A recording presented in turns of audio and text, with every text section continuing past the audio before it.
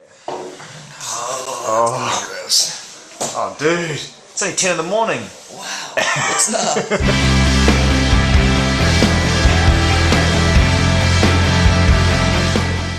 What's up, man? How are you? What's up? Good to see you. What's up, Jared? What's up, man? Welcome back. Thank you. Well, I had a chance to hear a few tracks, already. I've heard maybe 5 or 6 songs, and I can honestly say, hand on heart, this is my favorite Kings of Leon record so far. Wow. And I'm a fan. Yeah. The thing that really sticks out to me is, you guys have gone for a really sort of a deep and emotional sounding record, something that's full of atmosphere and full of groove. I think, I don't know. I mean, the hardest part for us was to just put everything out of our minds, everything, and just try to make the best songs possible. And then once you do that, it kind of creates the best album possible. We didn't think about hits or singles, or we didn't think about filler songs. We just said we went in and we were going to try to make every song as good as possible, and then at the end kick the stuff off that didn't match up. Absolutely, yeah. We never really go in thinking about anything except the 16 songs that we have an idea of, and we just go in and try to make them the best we can. Is that how many you had? 16 to choose from? Yeah, we had it. It was, we didn't. How many did we finish altogether? 15. 14. You recorded the record in New York City. How was that experience for you? Very different to previous recordings. It's going to be very different ansers. Yeah. Yeah. How was it for you? I hated it. You did? Yeah. I didn't hate it. It was better than I thought it was going to be. But it's just the studio had no windows, so it's just kind of really you went in in the afternoon. You didn't see sunlight till the next day, really. So it was That's New York. Yeah, totally. I love it. Yeah, you're living there now. I heard. I heard you've literally moved into New York City. I did. He was out of the studio every day by 10 to go home, take a shower, fix his hair, pick out an outfit, and go out. Hit the club by midnight. The rumors already on the street, man, that you are Mr. New York City. Yeah, I love it there, man. And I love the, he's an LA guy, so he's got a place in LA, and we've got places in New York.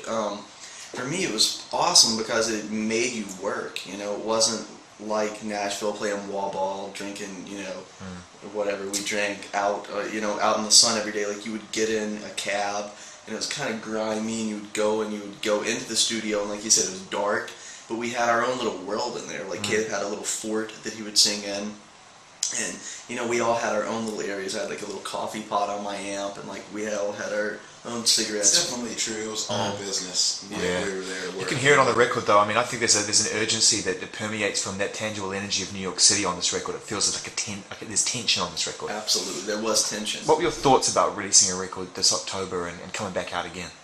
I wanted to do it as soon as possible, just because I just like making music. And not only that, when we make records, it's our only time off. That's the only time we have off. So we love making records because it's fun and easy for us. If we didn't have to tour, we would probably make 2 records a year for 5 years and then just get a horrible writer's block and then stop. But we love making records. It's the easiest part of our job by far. Are you guys the happiest you've ever been as a band? Given what you've achieved, not just in the UK, which has traditionally been great for you, but all around the world, has that kind of success, I know that doesn't drive you individually, but has it made being in the band easier? Absolutely. Yeah. Oh my goodness. Yeah, it's we're spoiled. Yeah, we're definitely spoiled now. It's funny to talk about or whatever, but we get planes now and stuff like that, so we don't have to take the bus. As far as that kind of stuff goes, it's a lot easier. After the show, we just fly to the next place, and you're in a hotel room where you have to be on the bus for 12 hours and stuff like that. And that's the kind of stuff that makes fights and problems and stuff. Absolutely, yeah. We go to the club, we get free bottles.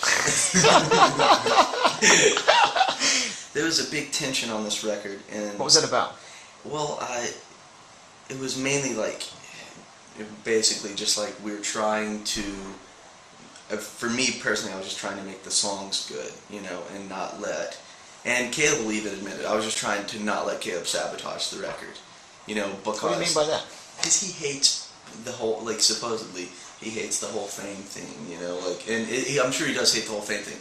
But on the other hand, It would just be like stuff like that, like this part of the song sounds too radio friendly or something like that. You know what I mean? Right. So he was scared of it getting bigger in a way. Like, what's going to happen if we have another Absolutely. Sex on Fire? Yeah, absolutely.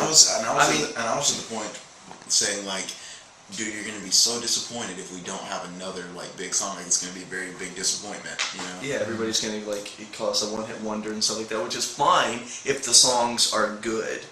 You know, like it's fine to like bomb in the huge scale of things if the songs are really good and critics are like that. They made an amazing record.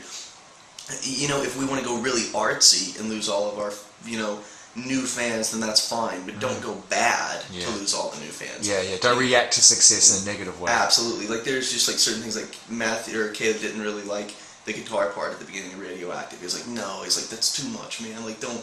And so like we would have to fight because I love that part. For me, that part is kind of like what took the song to the next level initially. And so it was just like little fights like that. Like, no, I don't like that part. It sounds too. And I'd be like, dude, you can't take away good parts because you think they might be popular. Yeah. And the album title, Come Around Sundown, I got the background on that. There's a story behind that. I think you ended up deciding that last year, way up front. Is that right? It's always just, you know, you just say stuff. Yeah, it's just a line in like some country song, and I told Caleb, I was like, it'd be really cool if our album was Come Around Sundown.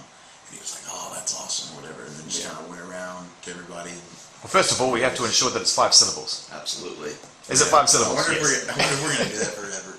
It has to be now. We've just done too many. Well, first of all, it started with. Well, I was thinking at 5 records, the 5 syllable, maybe we'll move on to the next one. Yeah, maybe.